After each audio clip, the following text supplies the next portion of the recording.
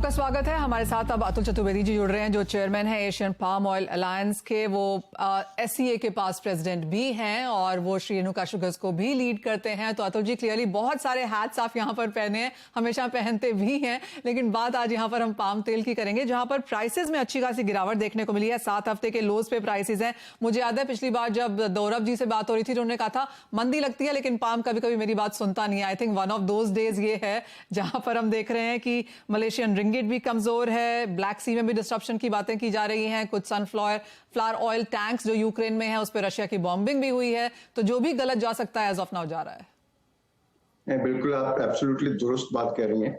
If you remember, मैंने ये बोला था उस समय जब दोराब साहब के साथ अपना इंटरव्यू चल रहा था जी, कि मार्केट्स ना बहुत ज्यादा ऊपर जाएंगे ना बहुत ज्यादा नीचे जाएंगे। ऊपर जाने में जो मैक्रो लेवल इश्यूज हैं वो आएंगी तो बहुत ज्यादा ऊपर नहीं जाने देंगी, और नीचे जो स्ट्रॉन्ग डिमांड चल रही है वो नीचे नहीं जाने देगी। तो मैं समझता हूँ पिछले कुछ दिनों में जो बाजारों में रनअप हुआ है, नीचे में अपने यहाँ पामोलिन जैसे 85 रुपीज पर केजी तक का बिक गया था, जो आज 100 रुपए की रेंज में आ गया है। सोयाबीन रिफाइंड जो 100 रुपए की रेंज में था वो आज 127-28 की रेंज में आ गया है। तो मैं समझता हूँ this may actually be the upper level, और जो दिवाली की जो मेजर डिमांड थी वो मैं समझता हूँ थोड़ी मीट हो गई है। We will have to watch markets post Diwali.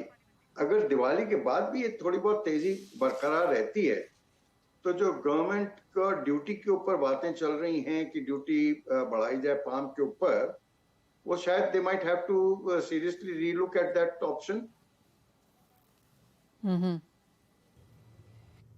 Okay, तो अतुल जी, अगर ये मान के चला जाए कि ठीक है दिवाली के बाद सिचुएशन कैसी होगी वो बहुत इंपॉर्टेंट रहेगी, क्योंकि फेस्टिव सीजन तब तक निकल चुका होगा, डिमांड भी उसी हिसाब से दिखेगी।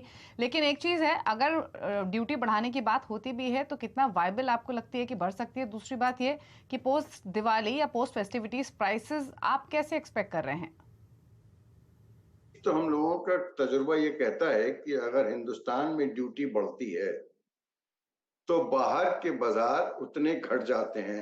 एंड इफेक्टिवली मान लीजिए कि 100 रुपए ड्यूटी बढ़ती है तो 50 रुपए तो हिंदुस्तान में दाम बढ़ते हैं और 50 रुपए बाहर में दाम घट जाते हैं, मोर स्पेसिफिकली इन पाम। तो अगर गवर्नमेंट ड्यूटी बढ़ाती है इस पीरियड में, और पाम के अलावा गवर्नमेंट के पास ज्यादा कोई ऑप्शन नहीं है किसी और तेल के ऊपर बढ़ाने का, क्योंकि पाम आज की तारीख में still is the most competitive oil. कि आज 100 रुपए का जैसे पाम तेल मिल रहा है या 970-80 डॉलर इन डॉलर टर्म्स, उसके सामने सोया है 1380 और 1400 की रेंज और 128-30 की रेंज। तो मैं समझता हूँ ये जो गैप है, अगर पाम के ऊपर थोड़ा आ भी जाए ड्यूटी तो कोई बहुत बड़ी प्रॉब्लम नहीं होगी।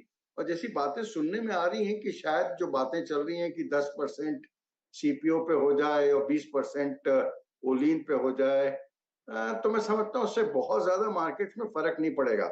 और जहां तक क्रॉप का सवाल है, सोयाबीन की देखिए अराइवल्स ऑलमोस्ट करीबन 8-8.5 लाख बैग्स पर डे की आ रही है, और हम लोगों की टीम अंडर मेहता जी अभी गुजरात में घूम रही थी, तो ग्राउंडनट की भी अराइवल्स बहुत स्ट्रांग हैं। तो ये पोस्ट दिवाली जरा समझने वाली बात है।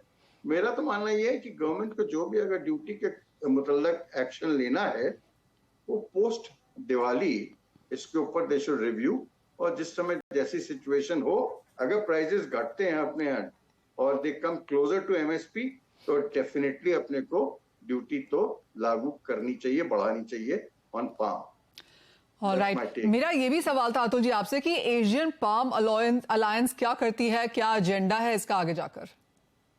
देखिए, अभी तक the idea behind Asian palm oil alliance is कि जो पाम इंपोर्टिंग कंट्रीज हैं उनको एक थोड़ी आवाज मिले, और इसके अंदर जैसे इंडिया है, श्रीलंका है, बांग्लादेश है और आपका नेपाल है, ये सब countries are dependent on lot on palm.